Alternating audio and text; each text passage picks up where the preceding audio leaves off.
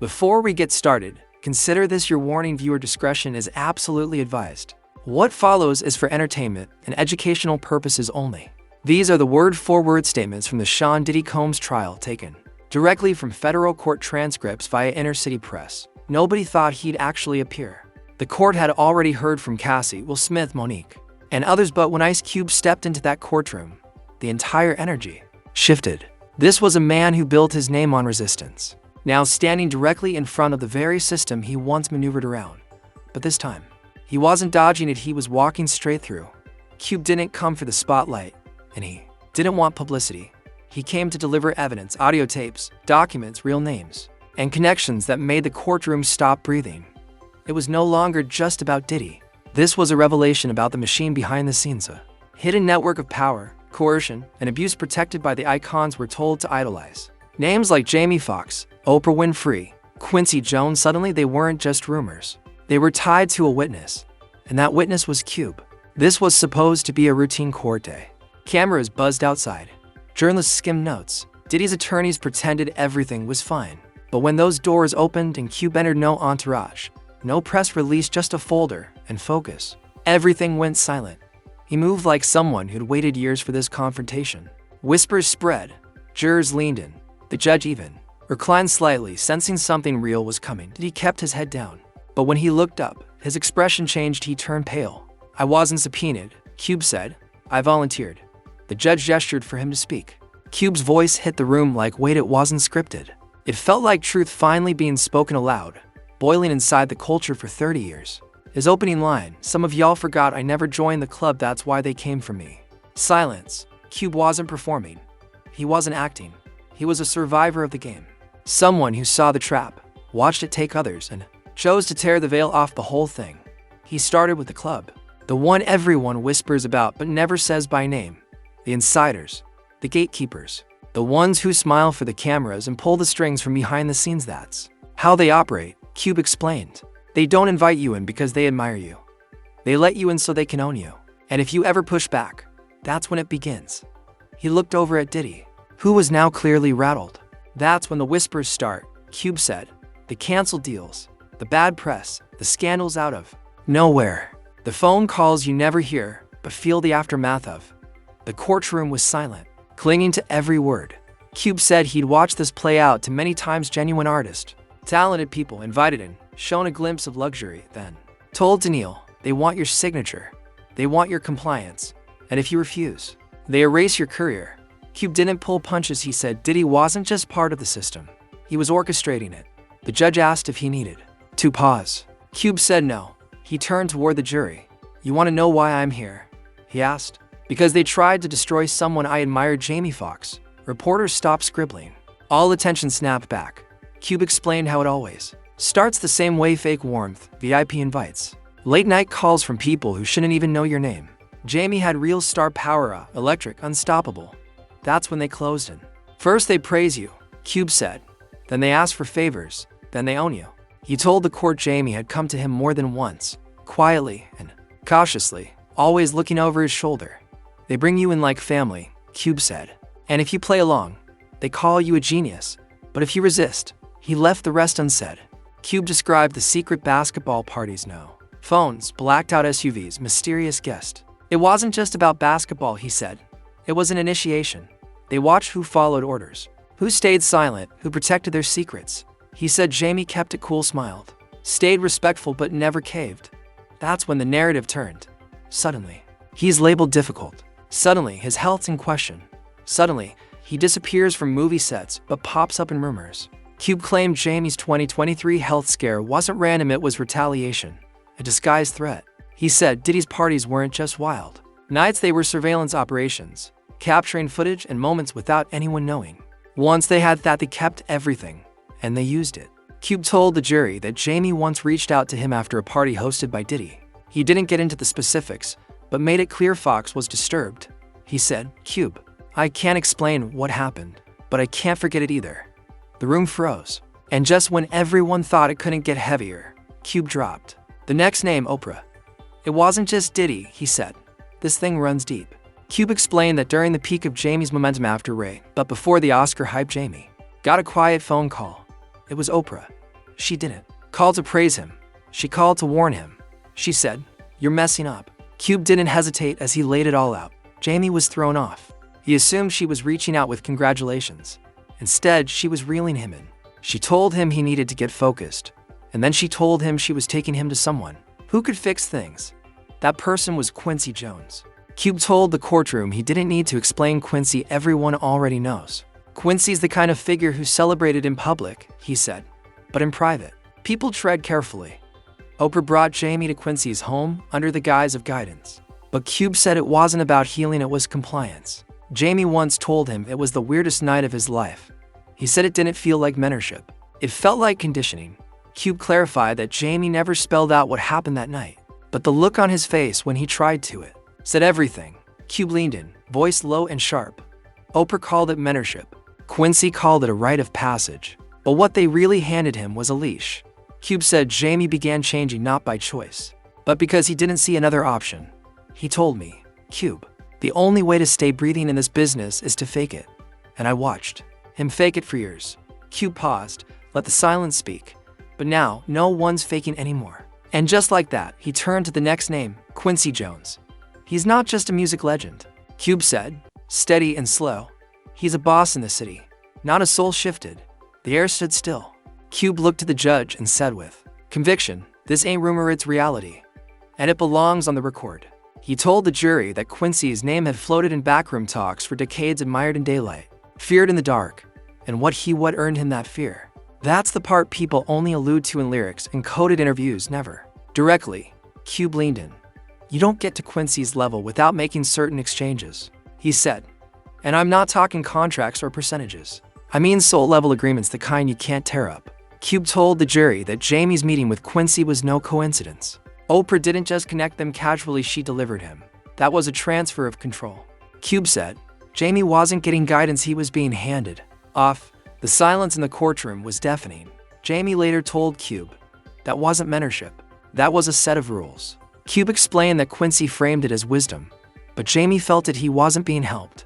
He was being shaped, molded, processed. Cube told the court this wasn't an isolated story. Other men had confided similar tales, rising stars who vanished, who changed overnight, who cracked quietly and disappeared from the scene. Quincy's tool was charm, but his message was no different than Diddy's, obey or be erased. Then Cube revealed something darker. He said he'd seen disturbing old photos, personal ones, passed around quietly, always behind closed doors. The kind of photos that shouldn't exist. In each one, Quincy was there, smiling in the background. But the people in the shots, they weren't smiling. Cube didn't claim to know every detail. But one thing he was sure of, Quincy isn't just a mentor. He's a bridge. And the ones on the other side, we don't even have names for them yet. Cube stood firmly. Let's talk about how they silence you, he said. Because fear is part of it. But the real weapon is blackmail. Cube told the court that Diddy's influence didn't come from his wealth alone, it came from what he collected. The files, the recordings, the secrets gathered for years, stored from nights in studios, jets, hotels, and house parties. All labeled, all preserved. They don't just invite you to party, Cube said. They capture you at those parties. He looked at the prosecution. You want to know why no one talks? Ask how many people got a flash drive with no sender. Ask how many got a call from an unknown number playing back something they didn't remember doing. Ask how many lost everything for saying no.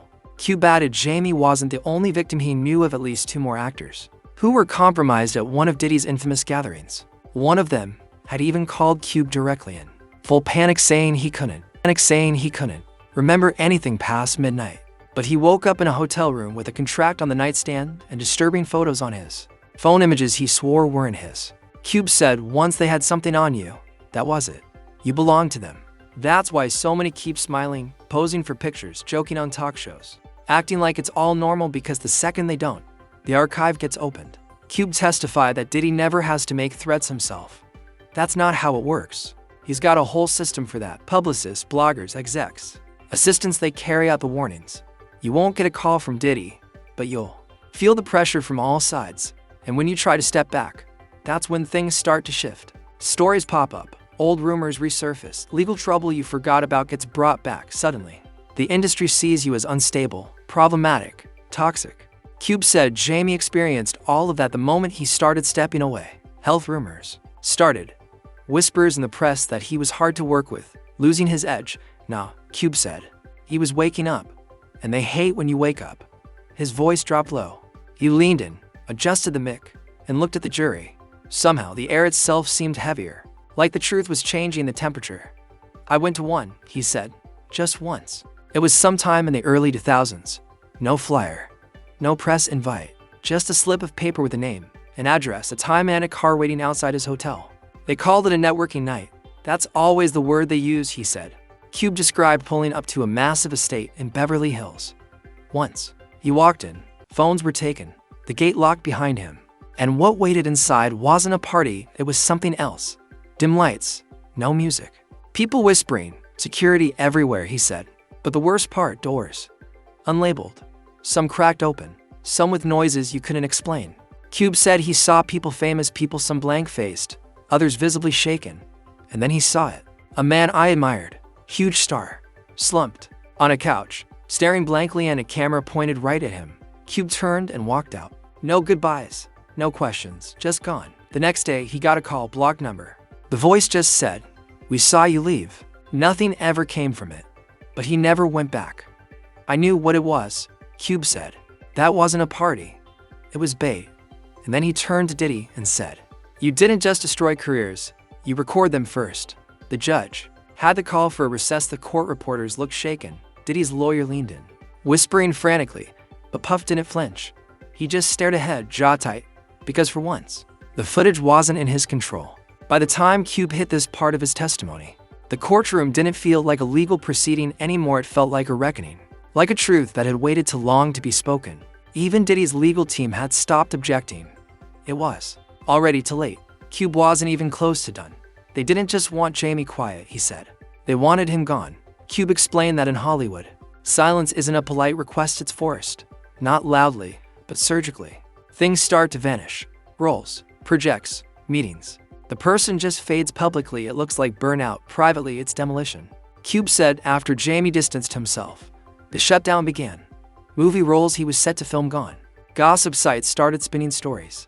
One week he was a genius, the next week he was difficult, unstable, a liability. Cube let the word problematic echo for a moment.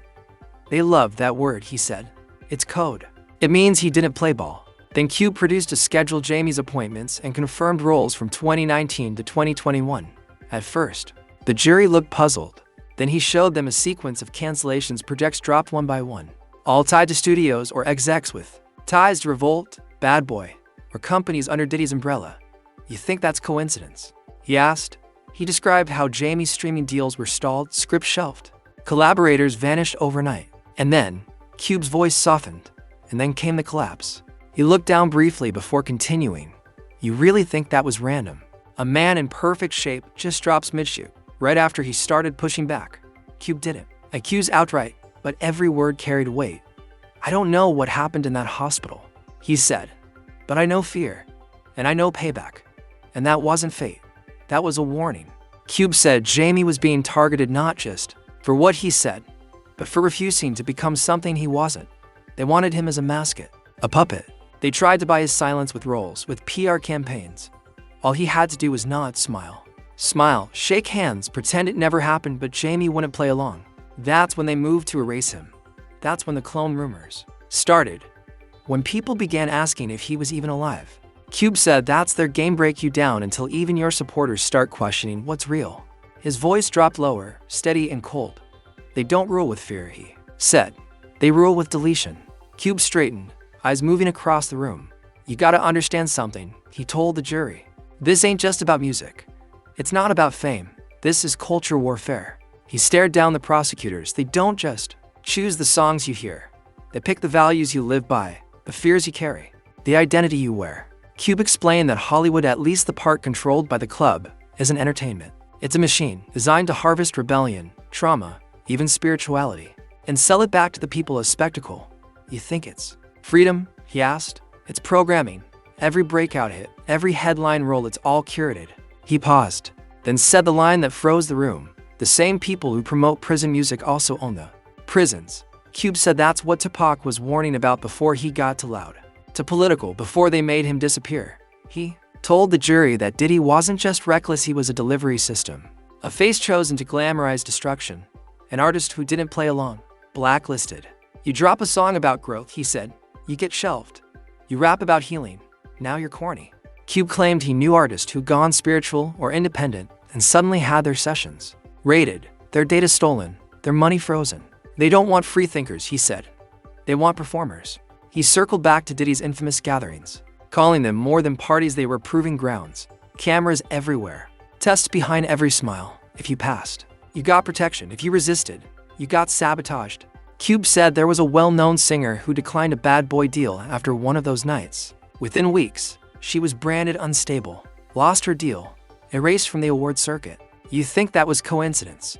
Cube asked.